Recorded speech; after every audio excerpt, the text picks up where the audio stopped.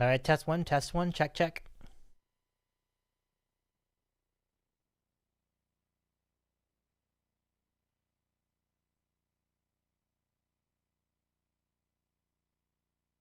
Doc Rivers continues to time and time again not get it when it comes to getting. Oh! Let him play! You bet one bone to win 19. What site do you use where you can actually bet $1? They let you do 50-cent bets. Oh my goodness gracious. Yeah, literally, like he dropped Superman down like the drain, comes out, like, God damn it, Superman. I don't know, honey. I don't know where he got that from. From Los Angeles, this is Dave in the City. Part of the Dit Cow Sports Network. Now, here's Dave Medina. Good evening, sports fans, and a pleasure to have you here for the big movie show. Good to have you with us from the Dave in the City studios at the home of champions, Southern California, where my video is coming in really choppy. Why? I don't know, but we'll investigate that later. For the meanwhile, we bring in our friend, a couple quickies, and before we get into the random question spiel, and that's usually what we do with this segment, I do want to say hello to him. And Quicks, how's it going tonight? What you been up to? Going good, Dave. You know, just dodging the pandemic. Well, same as all of us, I guess. You know, trying to live day to day here. Went back to a bar for the first time in a year and a month yesterday. So. Wow. So far, I'm here. Okay. You're still alive. That's good. Good news all around, I think. And I think things are starting to move in that direction, which is a good thing. And I think that means that the vaccine's working. I don't know. We won't get into that tonight, but good to hear. Right. I'm glad you're doing all right. So, right. You know, we really cobbled this program together really quickly, and we'll just get into it now. I mean, the Arclight Cinema chain is closing. And the Pacific Theaters chain, which is the overarching parent chain of Arclight Cinemas, is also closing. And so they made this decision after, I'm sure they tried every effort to keep it alive, but it's just not that big a company. You're only talking about, relative to AMC, you're talking about a corporation of only 300 screens, most of them on the West Coast. And it's a sad week. It's just been struggling with that. Not knowing I'll never get to go back to an Arclight. I just love Arclight so much, and that's why I was glad to have you with me tonight. So, you know, I guess we'll do the spiel. All right, so let's get into this, and we have a lot of questions about the situation on America's favorite moment in sports and movie talk podcasting. Hold on. Okay. Do the dance. It's time for random took long enough. Good stuff in the city with Kevin on the Cape. Oh, that was funny. That's sorry about the delay there. Heyman on me. But yeah, welcome back. How's it going? How do you enjoy these visual elements? I am phenomenally impressed. Thank you. We may have lost the Arclight, but we've improved our entertainment overall here. Well, glad to hear that. I mean, very, very impressive. I mean, from where we've been, from what was Blog Talk Radio? Yes. Right? Calling into a Blog Talk Radio. Blog Talk Radio. And a little silly chat room that was attached to Blog Talk, right? There's a lot of juice, though. That we were talking. Junkie and I were talking. I know. I would think. Well, from there to here, think where we are now. From there. Yeah, no doubt. You have a TV show now, Dave. This is great. Yeah, this is cool. And I spent a lot of time looking for the graphical elements, like this graphic in the background and the captions and everything. I'm really proud of this. This is really cool. So yeah, it looks awesome. Thank you. Thank you for that. So anyway, we're here tonight to talk about the loss of an incredible movie chain, and I realize you have not been to this movie chain, but I know you're intimately familiar with the industry, and they got to be mourning. I'm sure you've heard from all the different people. I was just reading today on the Hollywood Reporter, so many giant luminaries in the field of movie making devastated over this announcement. Yeah. And I may be more interviewing you tonight as you've gone, and it was always, an aspiration of mine to go. I've actually never been to LA in my life. And, when you work in film and stuff, it becomes like, how do you not go to LA? But then it becomes like, oh, I'm going to LA, with a deal or something. Like when I have a reason to go, I'll go to LA. But on the list, like the mythos of LA to me was like, go to the Arclight. Like it's something I've always, wanted to do ever since I heard about it, because you can tell better than me, right? It's the super wide screen. Is that correct? Like, yeah, the Cinerama Dome. It was Cinerama Dome, 86 feet wide. It's incredible. Yeah. So it's the ultimate presentation, I guess. In some ways, they could do. Most theaters now are digital projection. When we were growing up, it was 35 millimeter projection, but the rare theater could do the 70 millimeter projection, which is basically IMAX. But I know Tarantino, for instance, did a lot of his movies right at the ArcLight. Yep. Because it's Cinerama? Is that the technology? Well, it was. The Cinema Dome. Cinema Dome is part of ArcLight. Is that? Yeah, correct. Well, the Cinerama Dome was run by Pacific Theaters way back when. It was built in 1963, and the Cinerama format was a format. Is that like a Disney thing?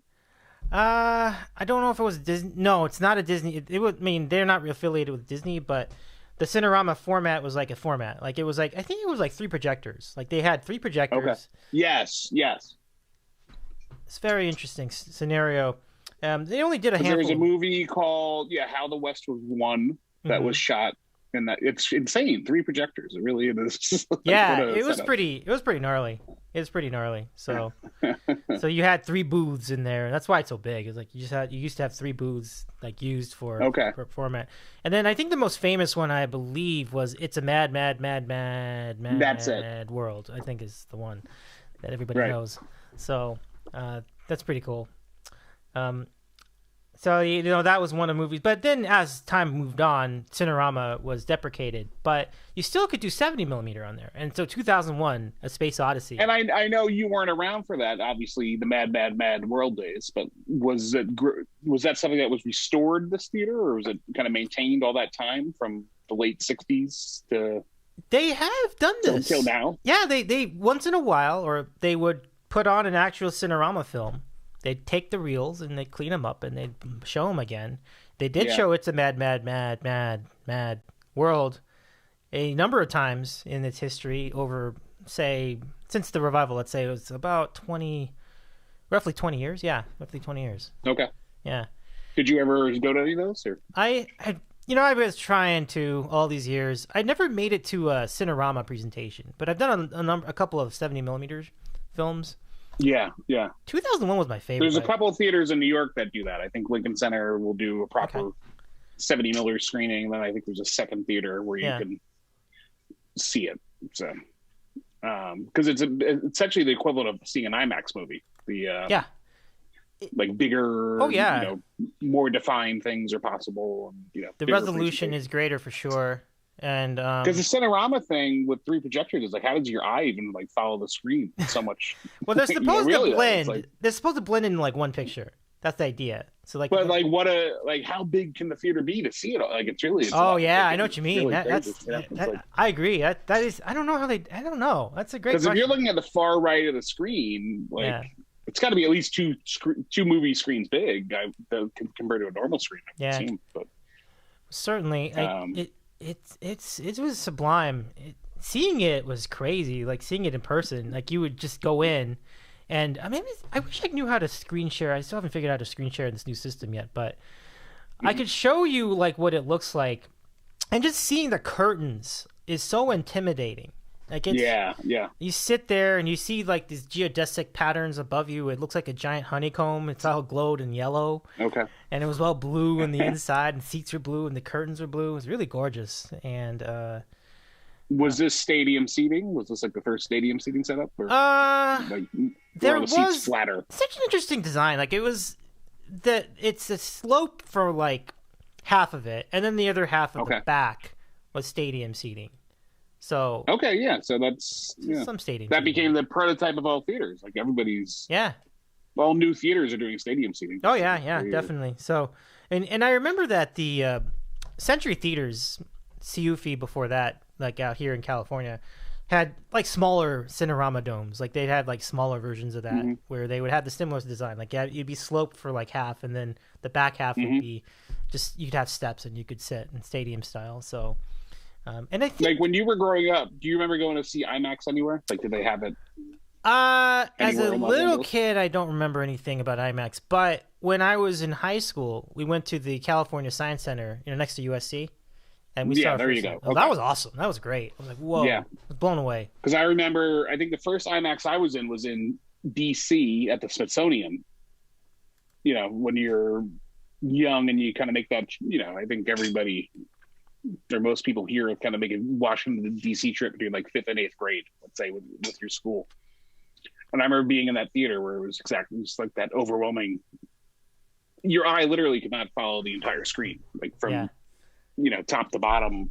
There was, but that's what's interesting about the direction and creation. Like, the director is putting your eye where he or she wants it to go. Yeah. So the whole frame doesn't necessarily matter, but because you couldn't possibly take it all in. No, but because IMAX now is not necessarily like that when you go to see it in the theater. But like, there's certain like the old school IMAX when like a 10-story screen.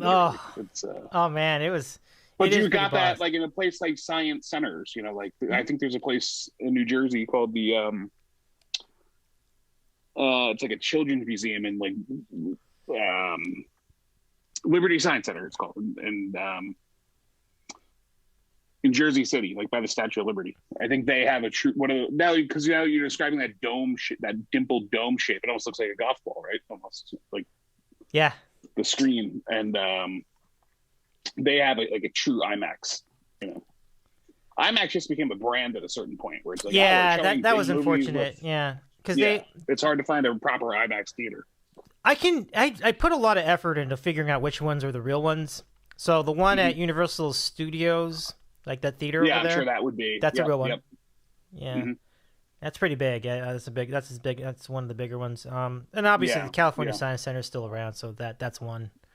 And I think most, you'd find them in larger cities. I think there is Lincoln Center. I think that's probably like a true actual IMAX. But I think the one down the street from you doesn't count.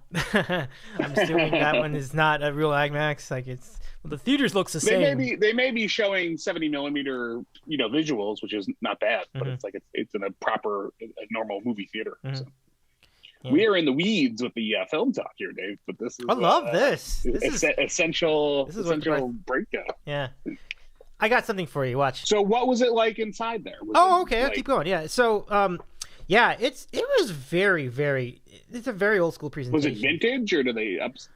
No, they show everything there. Like most of the time, they're just showing whatever. But I mean, like snack bars. Is it all like from the 60s kind of stuff? At the Dome, absolutely, yes. Absolutely. It was as old school as it gets. Like you just go inside and you had like the carpet, and then you had this one stand with like 3 counters, and you can order your popcorn. With a real popcorn machine, probably, right? Oh yeah, there's a giant popcorn machine in the back. It was making it right.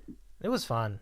It was fun to do that. I mean, I know it was so simple, but I loved it. I think it was great. You only because like the theater I would go to growing up, you'd see behind the curtain, and there's just like literally garbage bags full of popcorn. So they dump in this popcorn vending thing, and like so they weren't freshly popping it. It was just. I saw that too.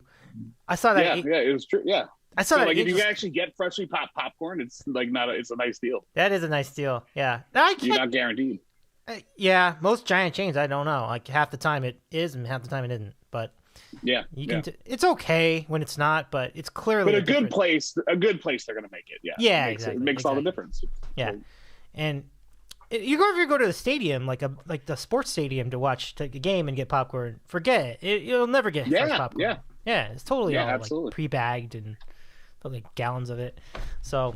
Yeah, I mean, it was very simple. Like you had like 2 bathrooms, one on the left side and one on the right side, and then these hallways would go all around in the circle, and just to be consistent with the dome theme, so you go all the way around. God, yeah. And it would ramp up to the upper level. Ushers still? I don't remember the deal with ushers. I thought maybe they did, yeah, because like you go in and like, do you need help with your seat? Blah blah blah. Here it is, but could you pick your seat, or were you can still pick your assigned seat? No, it was a side seat. Yeah, so you can get, when you go over there and you buy your ticket, they ask you to pick a spot. So you would pick. Okay. Yeah, you would get to pick. So it's reserved seating. You get to pick your own seat. And over the years, I figured out that the best row I think was like AA or BB. I remember you saying row. that. Yes, Yeah. you want to be in a good, So I just a good had part of the theater too. I'm like that, and I know you are too. There's a specific distance you want to be from Totally. the screen, you know. Yes. So, I remember that so well. I've seen so many good movies there. You know, we saw. Yeah, I saw I thought I saw Force Awakens there. I'm not sure, but I also saw a Spider-Man movie there. I think I saw Iron Man 1, 2, or 3. Not 1, but I think I saw 2 or 3 there. I saw Ice Age. How far there. is this from your house? It's kind of like across town, so it takes me like about Okay. 45 minutes to an hour to get there. So it's a little effort to go there. A little effort, yeah, but it's worth it. I think I've seen some brilliant films. Like 2001 was one of my favorite experiences. Mm-hmm. The complete film, even the overture and the intermission and everything else, it was super cool to see that. And you can truly appreciate it. And they even had the original Magnetic soundtrack, which is wild. Like I was wondering what that sounded like. Yeah. It was pretty good. Like I know you're mourning it, but it sounds unthinkable. They're actually going to let this thing go under. It's just hard. I think it was almost landmarked, to hear everything you're describing about it. But I know. And all the money in Hollywood, like there's got to be someone that's going to come in there and save it, essentially. I would think, but who knows? Well, there has been, that was the latest report. I think there are people who are trying to do it. We're gonna see. We're gonna see if somebody can rush in and kind of make it something new. So at least save the dome, if nothing else. Save the dome. I mean, the other theaters are good too. Oh, how many screens are there besides the dome? See, I'm trying to remember that. I thought there were 14 regular screens. But I didn't know it was that big. Okay. Yeah. So this is the Arclight proper.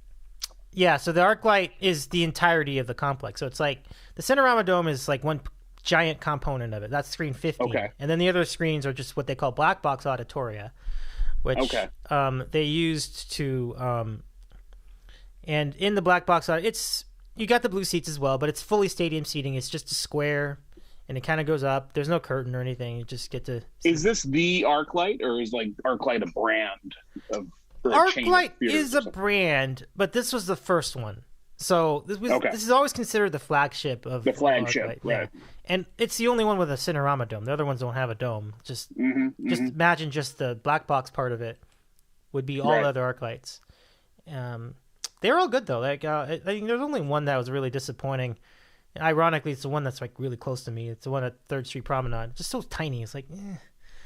And it's like this is like, I would think, I'm not exaggerating to say, this is cinema mecca for people. I would, Yeah, this area. If you're a movie fan, that is the single place to go see a movie in my mind. I think it'd be cool to see it at like Mann's Chinese Theater just for like the goof of that. Oh, that's fun. Yeah, that's fun. I haven't been there since they converted to IMAX, but I know they can pull that off because. If you've been in there, but we're a very short list of places. Like how many movie theaters can you name? The other thing I would say is like the Alamo Drafthouse in Austin. New York City doesn't even have that iconic theater that this is where you have to go see a movie. They have cool venues, but they're not great theaters, like Film Forum or something, or Lincoln Center. But it's like no one's like, oh, I want to see it at Lincoln Center. No one gives a shit. Lincoln Center. But it's true. It's true. Like, but like here I am on the East Coast, and it's like if I was going to Los Angeles tomorrow, Arclight might literally be the first thing on my list. That I would have wanted to check out. It breaks my heart that you never got to see it. Get yourself a little in and out, Becca, and get over to Arclight. Yeah, I think I haven't embraced that it's going to close. Like to me, it's just how can it close? I'm stunned. It's crazy. Yeah, I can't get over that. I don't know what to say. So I think I'm just in denial or holding out hope. Where I'm like, someone's going to save this thing. They have to. There's a little bit of that. And like I don't think we rule that out. Maybe it will happen. Maybe someone will. There's so much money in how. I mean, Tarantino loves that place. Like he'll open that as his own like private screening room. Yeah. I mean, he's got it. It'll be QT's Arclight. Maybe you change the name of it to something else, or not. I don't know. But you're absolutely right though. Like with all the movies he's put at the Cinerama Dome, all of them. Like every movie, probably from like God, I can't even think how far back. Like since they opened, basically. So Kill Bill all the way up to now with Once Upon a Time. I think was the last film he did. Is there another Eight, I know was there. Yeah. Okay. Yeah. I know that the Hateful Those Eight. are the two big ones that I'd heard about. Yeah, Hateful Eight and Kill Bill were 70 millimeter. Yeah. He shot that in, I know for sure. I think Inglourious Bastard was part of that too, right? Yeah, it probably is. Yeah. It probably is. So even up to the end, he was doing 70 millimeter, even though like they weren't even making the film anymore at that point. No, I know. It's like, it's so weird because it's like for even the editing. Mm-hmm. I love the concept of shooting the 70 millimeter, but it's almost like, I think they sort of digitize it, they edit it, and then they basically put it back into 70 millimeter production. Oh, from what I know what you. Yeah, that they've been doing that. It's almost like you have to. Like there's no, because if you, the other way of editing is just conventional editing, where you're on like a Steam Deck, cutting it, literally, splicing tape together, splicing film together, and. That's an interesting observation. You still have to do like your digital effects, or the titles at the very least, like on top of it all. Do you want to do your color correction? So I don't know. No, I never looked that far into it to see how he's doing it. I think that's probably right, though. It's a decent guess. I do know that when you have record reissues on vinyl, they're actually still doing it in Pro Tools. So it's really not that analog. Right, exactly. Yeah, it's not like the right balance, and they're basically pressing a CD onto vinyl. Yeah, for all intents and purposes. I mean, in higher resolution, like you're not getting, surely, but still. But you're getting a lot of that audio compression of the CD. You're not getting that full dimension of sound. Like that's what vinyl. Analog. That's what vinyl's about. Is hearing. All those layers and levels that are possible. I mean, there are exceptions, I'm sure, but I know that a lot of the big named companies doing that are doing exactly that. Like it's just a higher resolution digital file getting converted to analog. It's like that's not exactly an analog reissue to me. So no, absolutely. Yeah. So I look like Max Headroom. Like, did you ever listen to? They put out the mono Beatles one time, a box set of all the Beatles albums on mono. I wanted that. Did you know that? Where they're not well, if you have like Spotify or something, or if you have Apple Music, you can sort of hear it. Just they have the monos on there. I thought they were just stereo. No, it's a mono box set they put. You have to look it up. It's called the Beat. They have it in stereo, like stereo standard. Yeah. But if you want to hear it in mono, you can hear it just to hear. Because people that grew up with the Beatles, they're like, what? They didn't like the stereo remaster. They're like, no, this was recorded in mono. We want to hear. It's valid. So the Beatles, being the Beatles, found a way to make a buck. And they're like, all right, we'll put out a mono box set. But it's interesting to hear, just like when you're as a listener, just to hear, that range, because the channels were more divided, and it's the audio in the left speaker. Like I remember growing up, we had shitty cars, so like if the left speaker went out, you're like, well, I guess we're not going to hear lyrics. That's why they like the monos, though, because when they first started they didn't know how to do stereo back then. So yeah, exactly. They were right. Yeah, that's it. Because it would. Yeah, exactly. It's like you stacked up. Yeah, it was made for AM radio. Right, for sure. So, and everything in the '60s, like from like 1960 until really 1969, honestly, you probably want the mono versions where you can get them. Because the master was better. Because it was all keyed for that. Yeah, right, precisely. And keyed for AM radio. Yeah. So I am actually in that group of people that wants that mono box set. I got to go find it. I want to hear it. Yeah, it's out there. Yeah, I hope it's still out there. It's cool to hear, just for contrast. Oh, absolutely. It's very. Definitely. I'll send you a link after the show. It's definitely out there. It's cool. Okay. Yeah. I mean, it might be worth. I mean, it might be like $500 now, but maybe. I'll see. I'll see if I can. Well, you should be able to stream. If you, like I said, if you have iTunes, it's $10 a month, and you can stream it. Okay. Just to hear it that way. If it is in digital form somewhere, I probably would take a chance on that. Yeah, that sounds like. I mean, that's a stupid comment. I should be more specific. If it's in a streamable format somewhere, I should. Of course, it's in digital format, but that's pretty cool. I know they actually had the records in mono too, which is nuts. Like, right? I can't even visualize. Well, I mean, you can. Like I saw them, but I mean, I can't even imagine like just putting that on your record player and like, wow, that's a trip. So yeah, that's a lot of fun. And the deal with the like how they did the Beatles records back in the day. Like they released them in England, and then they just completely cut and pasted all the songs into different orders in the US for like the first few years until. I guess. I had heard that. So there's all these different releases, right? Yeah. Like if you're a real Beatle collector, there'd be different reissues. Yeah, it was kind of a mess. So it's like I think the canon is the canon is the UK order. Like, just go by them until I guess Rubber Soul is about when they unified that. I think you're right. Yeah. So, what's your favorite Beatles album? Random question. I am a White Album man. I like the variety and nice. The mix Yeah. up. I also like Let It Be. Okay. It's just if we could add like 5 more Let It Be's, I would have loved it because I thought they got to a nice earthy. Like they were just their core. You just like that was a band just jamming, kind of like Let It Be. I thought. I know it's a little amalgamation of stuff that was left over and whatnot, but.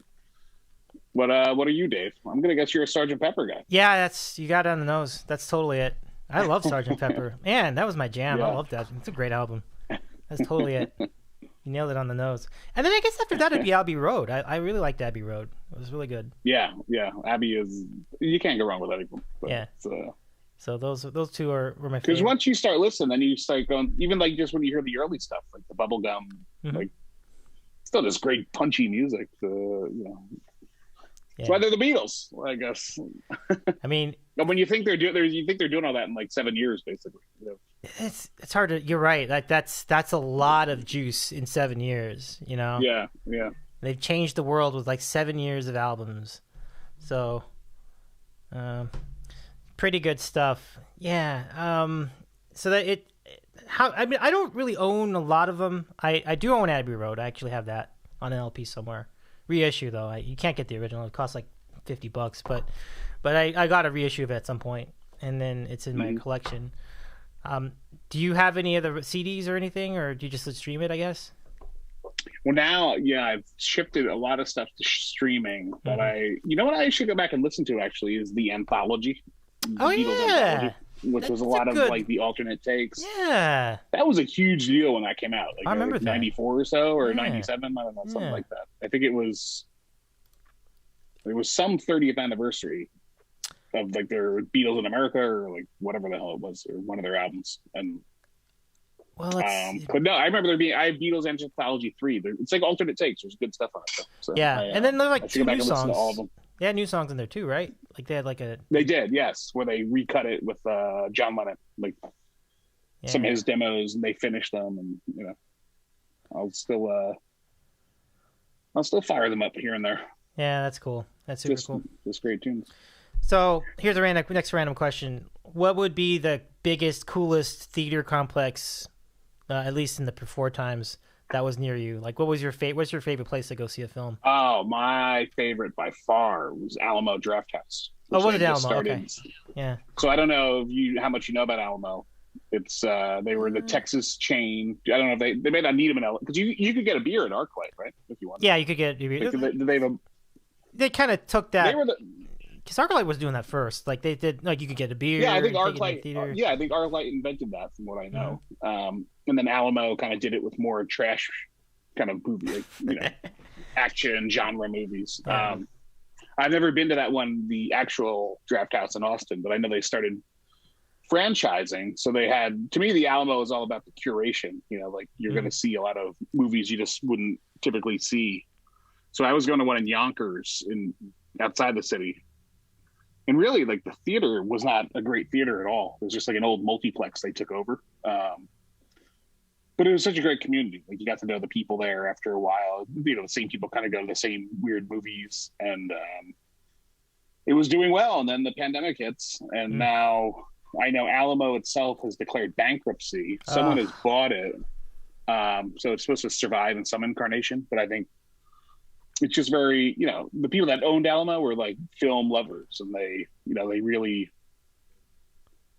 being a film lover doesn't necessarily make you a money maker. Like you want to screen, 10 Justice Leagues in all your screens ideally and sell them all out. No one wants to see the 1975 Elliot Gould movie necessarily in the, not in mass anyway. No, but they would give you stuff like that. And, but that had become my like number one chain. I mean, other than that, we have like probably what you have, I guess AMC is the one. I don't know if Lowe's is still. I like AMC. Yeah, that's pretty good.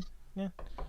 Some are better than others, of course. They are what they are. Well, we went to the, what do you call it? Like the Oscar That was always a good deal. Oh, you and yeah. I both went Yeah. on separate coasts, like the Oscar. I think Oscar movies. Like, well, the weekend of the Oscars, right? They would show Yeah. like back to back, like every Best movie. Picture and, like, films. you'd be was sitting in a theater. I will give Like, him credit. Imagine that in COVID times now. You're sitting like with just 300 slobs in a theater for 12 hours. watching Yeah. Like imagine that like wearing a mask. Oh, Like, dude, it's so insane, like, can you do that for like 12 hours? I don't know. Oh, Yeah. dude, I was just like that was a rough job in non-COVID times. Once the popcorn farts started Oh, spilling. God. Yeah. The end of that night must have been disgusting, no doubt. Yeah, it really. I remember just thinking, like, all right, I'm ready to go home and get a shower. 12 hours in the theater. Yeah. Not to say Alamo was in the same. Well, Alamo would do that. They would do a lot of like film, like Alamo used to do they would have like theme days, and you wouldn't know the movies, and every movie was a surprise as they were coming on. And you're supposed to guess what the theme is? Well, you would know, like they did. I remember they did Happy Birthday for Burt Reynolds' birthday one year, like when Burt Reynolds turned 80. So it was just, you knew you were seeing Burt Reynolds movies all day. You didn't know what Burt Reynolds movies, so right. It wasn't just like Smokey and the Bandit and Cannonball, which I would have been fine with, but like I think they showed Gator and Stick. Ooh, Gator. Yeah. How was that? How was Gator? Did you see it? It was good. It was, they're all worth watching. Yeah, they're like with a crowd, they're that much better. Like the 70s kind of. Yeah. Just people walking on screen would just get a laugh, like wearing bell bottoms. Like, Yeah. I love the idea of Gator. I want to see that one because it's a fun Gator. idea. I think is Smokey and the Bandit pretty well. No, okay. I've never seen it. I don't know a lot about that. Oh, that you should definitely. Yes. I know that there's going to be. This could be a whole podcast series here. Yeah. No, you're right though. I owe it to myself. Smokey and the Bandit isn't too inappropriate. There's something. It's pretty. Okay. It's just good old fun. Right? It's just a good. Yeah, I would say so. I mean, it's like it's Burt Reynolds being charming for 90 minutes. I'm digging it. I always tell people Smokey and the Bandit is the best, one of the best scripts / experiences, because the first 5 minutes of the movie tell you what the next 85 minutes is about. They set it up and then it just happens, and it's that's nice. It's a cool experience. You're right. I owe it to myself. It's a classic. I can't not see that, so I will at some point. It's a good idea. I love the car. That Firebird with the T top. Yeah. It's a huge hit back in the 70s. So, and I'd watch Cannonball too. Cannonball Run. That's another. Oh yeah. That's sort of the template of Ocean's 11. Just like, let's get a bunch of stars. They're just having fun. It's not like a great movie, but it's totally enjoyable. Like, that sounds like a fun movie though. It seems to do look. So Mad World was like the first of those big old movies with like a whole bunch of stars. Yeah, you're right. Right. And then you had Cannonball Run. And then I don't know what the 80s one was, or maybe that was the 80s one because it was in the 80s, I think, early 80s. Right. And then Rat Race was the one I remember from like that's fairly right. recently. Yep. It's a great one. I like that movie. Any other movies like that? Like, I'm trying to think, what other movie? Well, I'd put Ocean's 11 in that. Oh yeah, Ocean's realm. is good. Yeah, it's a little better movie, but that's true. So that'd be the one for. Then they have like the they're more like chick flicks, but like Valentine's Day and New Year's Eve. That was okay. Yeah, there were a lot of people. Big ensemble. Ton of famous names in that one. Yeah. This Is the End. How about that one? Yes, I would put that in that category. Yeah, okay. Absolutely. Yeah, it's another one I got to see. Like, This Is the End isn't the greatest movie, but you watch them, it looks like they're all having fun. So I think you as an audience member, you have a little fun with it. So. Yeah, for sure. There's a movie. If you ever look up a movie called The Bridge Too Far, that was it's a 70s movie. It's okay, but it's everyone big from the 70s, like Robert Redford. Nice. I'm trying to think who else, but that's got a lot of star, and it was basically just conceived for that. It's a war movie where it's like, we're just gonna get every big star and like put them in for 5 minutes, and we'll sell a lot of tickets, and it didn't exactly work. And the more serious version of that is was a Thin Red Line, the Terrence Malick movie. Like they have a ton of. You get like George Clooney for 5 minutes, and everyone who was big for 5 minutes. Oh yeah, it was a pretty. That was the same year as Saving Private Ryan.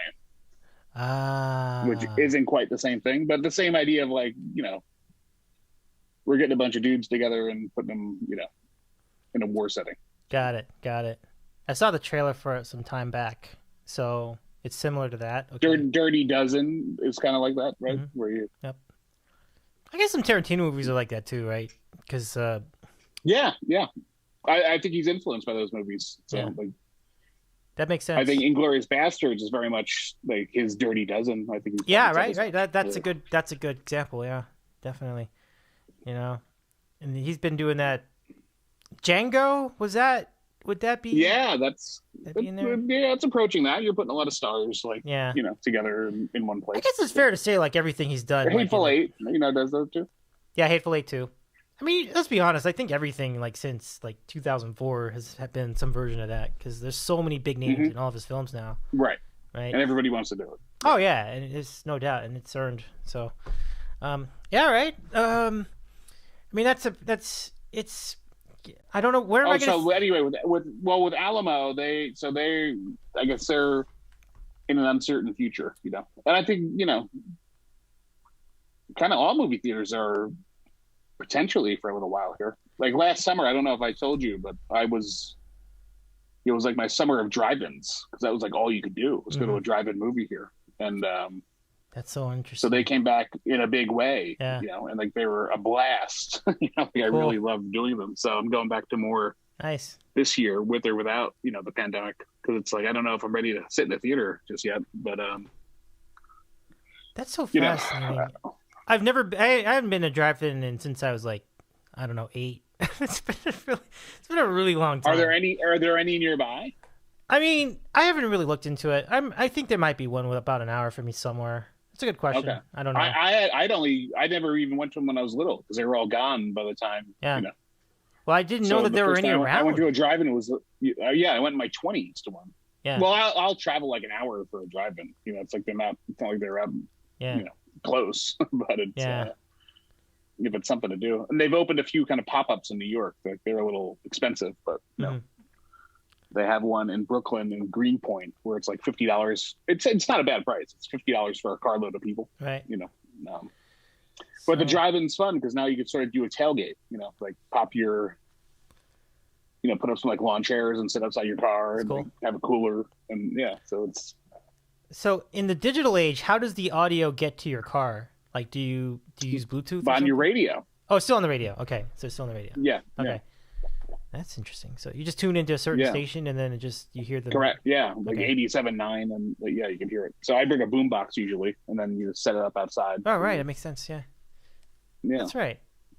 But everyone's got a radio. So like you can just walk around. You're not going to miss any of the movie. Everyone's kind of doing the same thing. Yeah.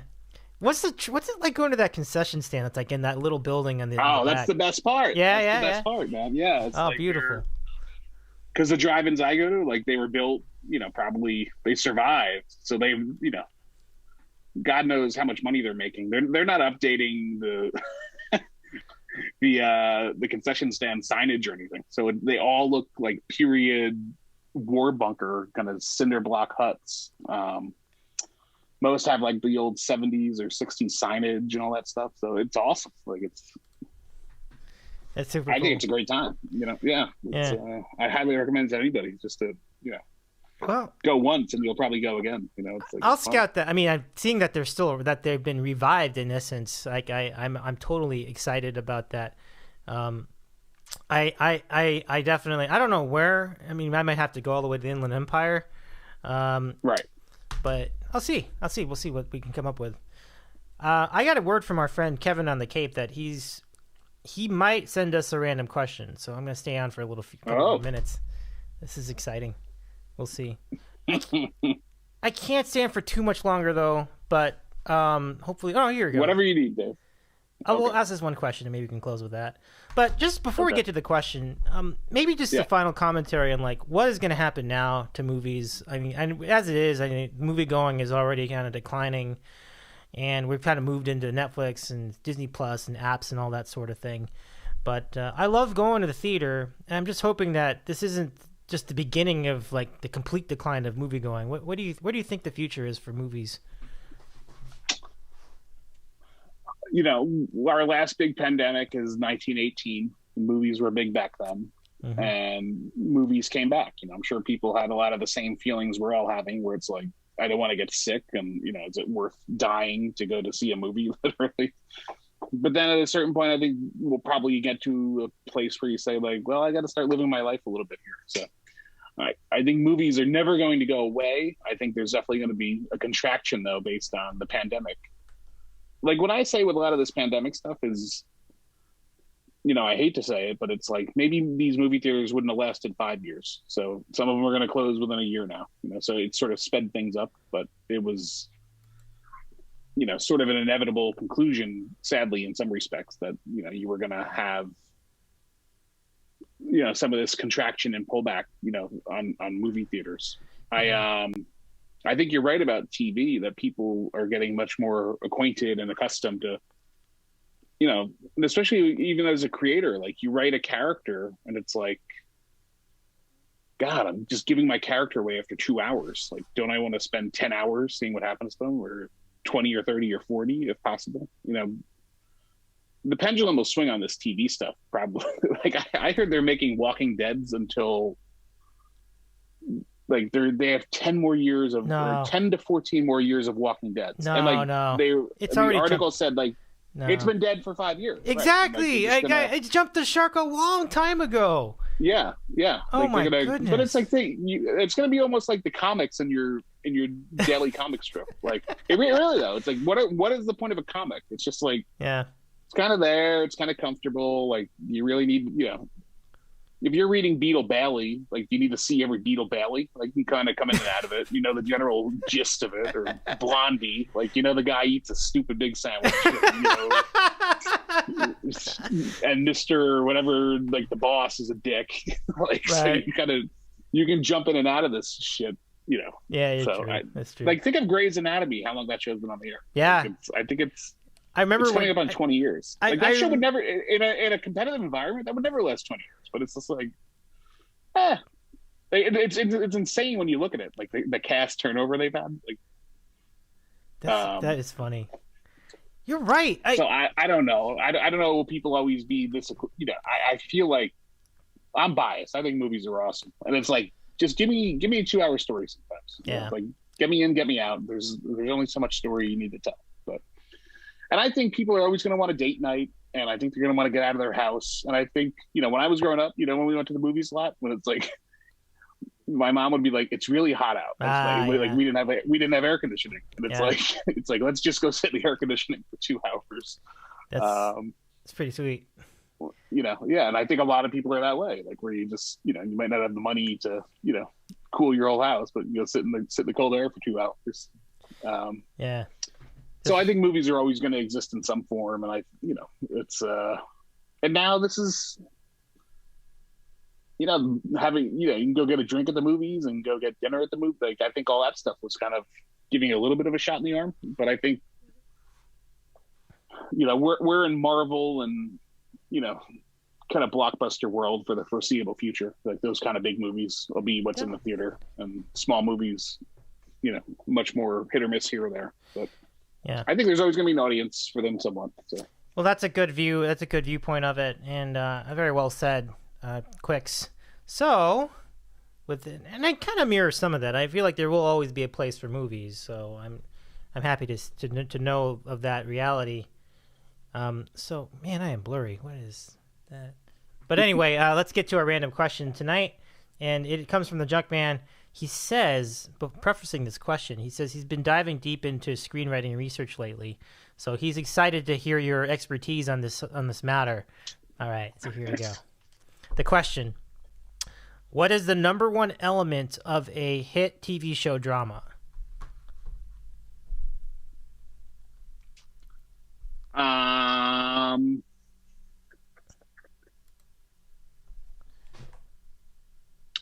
Well, it's interesting. What are we defining as a hit? Because there's network television hits, which are, I think they're very character driven.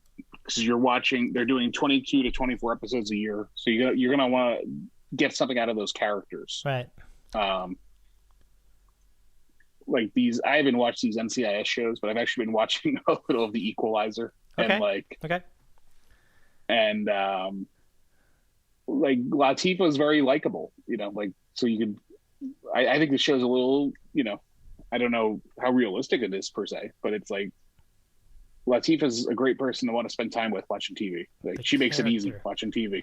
The main character. Well, the character / the actor performance. Like, so it's Office, Michael Scott. Like look at all those Office characters. Like, people just watch that show over. I've never been like an Office guy, but it's like people, and I know that's not a drama, but still, it's like I think TV is a character-based medium. Then you go to like cable shows though, where you're doing cable and Netflix. A hit there to me is, it's going to be story, and it's almost like hooks and what's bringing you back, what puts you into the next episode. Like I think when Andy was on, we were talking about Yellowstone on Peacock, the Kevin Costner show. Yep. And it's kind of like a Western, but the show is so dense. Like it's so much just happens, and like you can't end an episode without starting the next one, because you're like, oh God, I got to see what happens. Like, so it would be hard to have that pace though for 22 episodes. They do 10 episodes a year, and it's like, so when you're writing 22 episodes, you got to probably what happens on Yellowstone happens on 22 episode shows, but you're doing it in half the time. So it's a much more like frantic pace, like boom, boom, boom. And so but it would burn out after on network on a regular run. But for what TV is now, like binge watching, like what'll keep you kind of coming back and, going right back, So there's, we call it all TV, but it's like they're almost two different mediums. Like this kind of cable / Netflix short, like 10 episode stuff is totally different than network. Because you just can't write 22 great stories, I don't think. Yeah, that's true. That's true. That means you can't have 22 episodes worth of stuff happening. So if you can't have that stuff, you're going to have characters. You want to be with the people. So, yeah, that's a good breakdown, because even though we seem to think of TV more in the sense of the 10 episode cable / streaming medium, there still is the network scenario, and it's still there. Like if you just want to plop in on a night and not really think about things too much, and like, all right, let's put this on or whatever on, and whatever else. So, and I don't know how long it'll last, but it still drives the bus. It's still like a big, gets more network TV is still very big. It's still getting the most viewers and most engagement. Yeah. I mean, you can even bring it down to sports too, particularly football. Like it brings a whole lot of viewers into it. So there's a draw from there. There's a hook as well with those. Not as much as I think that's a big part of it. I think Blue Bloods is still kind of like a household name as a concept. Like everyone knows what sort of Blue Bloods is, and like NCIS. I think people. There are so many like Netflix and Hulu, Netflix, Prime, Paramount. Yeah. Peacock. Like all these people are making shows now. Apple TV, Netflix. Yeah. HBO is still making TV shows. Showtime is still making TV shows. So it's like, it's hard to keep track of all this. Yeah, it definitely is. But at least, like you said, like watching football, you get that stuff drilled in your head, though, like NCIS. And, Oh, that's true. It's a great promotional vehicle. That's why CBS was stupid when they got out of it in the 90s. It's like, you losing so much opportunities to promote your TV shows. It's like, yeah. Well, what did they do? The minute they got a chance, they got right back into it. Yeah, exactly. So they haven't looked back since then. So that's just what it. That's the big thing about it. They work hand in hand. So like you have one to plug the other one, and then you can kind of go back to the other one, and it's beautiful. So, all right, I think that's pretty good for tonight. I mean, anything else you want to get into before we go? No, that's all. I just go to movies, people. When they come back and you get a chance. If in the meantime, go to a drive-in. Here. Yeah, I think it's still a great way to take stuff in. Is the movie. Well, Quicks, the last thing I'm going to say is I hope you can make it down here to LA sometime. I'll show you around all these cool theaters. I think that some of them will still be around. I can't wait. That is a date. Once we're through all this nonsense, absolutely. I love it. And I think we'll be back in business. Beautiful. All right. Well, till next time, thank you so much for the time. I really appreciate this. This is fun. Yep, absolutely. All right, bud. Take care. All right, take care. You do. All right. All right, so that's our friend Couple Quickies That's our program tonight. Thank you so much for listening and watching, everybody, if you had it on YouTube. I am Dave Medina. This truly has been a remarkable time. We kind of just did this on the fly, and I'm glad that we got into a pretty good show. And with that, I say good night and have a good weekend, everybody. If you missed any of our past episodes, you can find them on our website at Ditcow. And if you want to check us out on Twitter for the latest updates, we're at Ditcow there. Facebook is facebook.com/Ditcow. And in the feed itself, Apple Podcasts, look for Dave in the City Out West. I'm Dave Medina once again. Hope you enjoy a movie out there, at home or wherever you may be. And we will see you next time.